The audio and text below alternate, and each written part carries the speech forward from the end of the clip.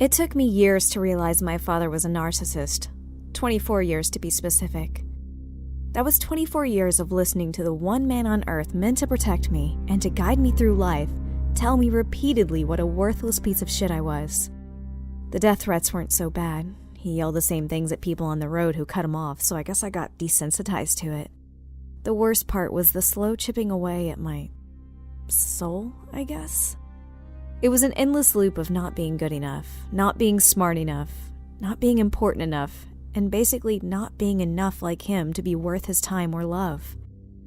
So when he was sat in front of me, intermittently sobbing and roaring threats that the silent man stood over me, it was strangely satisfying. The only other sound as he bargained for my life was the water dripping off the brown, scum-covered walls of wherever this guy had dragged us to, but all I could hear were the words I'd waited so very long for. "Do you want money? I'll give you everything I have. I'll do anything you want. Just please, please don't do this to my little girl."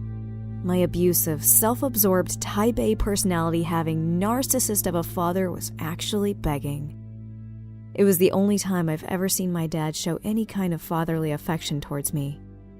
Honestly, it was the only time I'd ever felt like his daughter.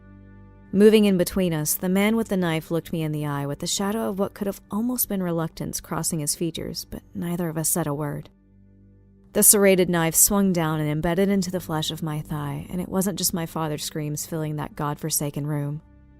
As the expressionless man walked back to a table full of more vicious-looking weapons than I could ever name, my eyes met my father's and he silently apologized for everything, and I felt a sense of peace wash over me. At least I would die knowing that my daddy finally loved me. As our gaze was broken, I looked again into the cold, unyielding face of our jailer and smiled. This guy had been worth every penny.